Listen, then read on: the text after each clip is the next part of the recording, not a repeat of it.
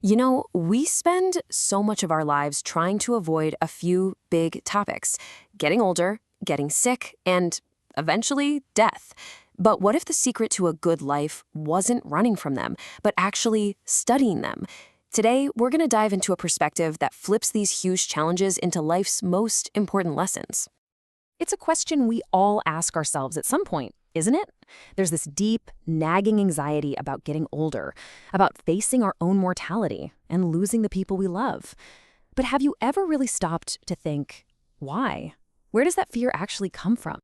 Well, the idea we're looking at today says the answer is actually pretty simple. All that suffering, all that fear, it comes from one thing: resistance. It's like our hearts are trying to swim upstream against the natural current of life, and it's in that struggle that we create all our own anxiety.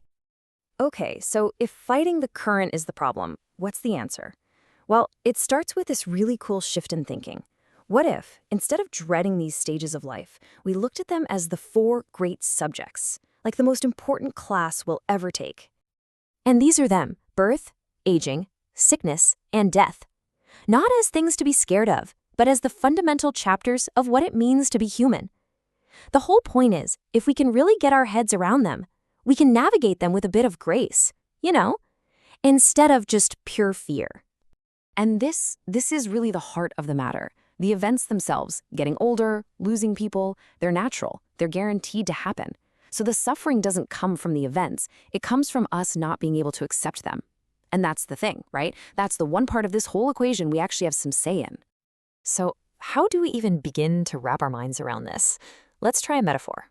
What if life wasn't a fight, but more like a journey we're all taking on the same shared vehicle? I love this. It's so simple, but man, it's deep. It just perfectly captures the flow of life, how temporary it all is. We're all traveling together for a little while, but people getting on and getting off, that's just a normal part of the trip. No one gets a permanent seat. And the metaphor gets even better when you think about how people get off this vehicle. Some seem to just rush off. Others are basically dragged off, kicking and screaming. And then there are those who get off calmly, as if they accept that their stop has arrived. It really makes you stop and ask yourself, okay, when my stop comes, which one am I going to be? And this right here, this gets to the core of what real strength is all about. It's got nothing to do with how physically strong you are. It's all about having a mind that just gets it, that understands this is the way the journey works. That kind of mental resilience is the real deal. All right, let's bring this down to earth. Let's see how this way of thinking plays out with something we've probably all seen: the way we try to show respect to our elders and how sometimes we get it completely backward. This points to a really sharp, kind of uncomfortable paradox, doesn't it? You see it all the time, right? People who barely had time for their parents when they were alive, but then after they're gone, it's the biggest funeral, the loudest crying for everyone to see.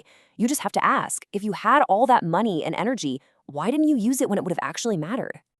So the takeaway here is pretty clear. Real honor, true respect, it's not about the big show you put on when someone's gone.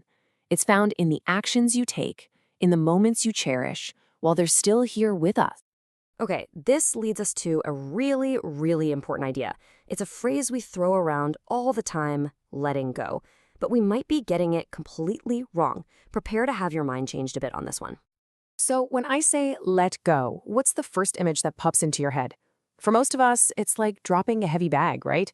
Just getting rid of it, discarding it, walking away. But what if that's not it at all? This is where the whole idea gets flipped on its head.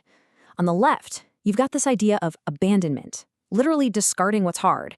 But true letting go, on the right, is something else entirely. It's about acceptance. It's a responsibility. And this is the real kicker. It's a form of shouldering. You're not dropping the weight. You're learning how to carry it properly. Okay, so this idea of shouldering sounds powerful, but what does it actually look like? In real life, day to day. How do we actually do it? Think of it like a 1-2 punch. First comes the letting go part. That's when you accept the things you can't change. Someone else isn't doing their part? Okay. You let go of the frustration, the anger.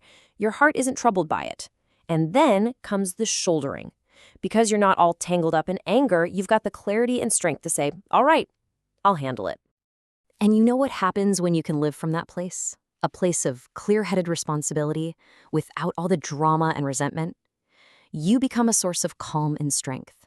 And your loved ones, they're the ones who benefit the most. They get the best version of you. Look, at the end of the day, this isn't just some nice idea to think about. It's a challenge, a direct invitation, right here. I dare to take on anything. I hope you do too. So, this brings us to the final question. And this one isn't for me to answer, it's for you. Just think about it for a second. In your own life, right now, what's that one thing you've been fighting, trying to let go of by just abandoning it, that maybe, just maybe, you could choose to shoulder instead? What are you willing to carry?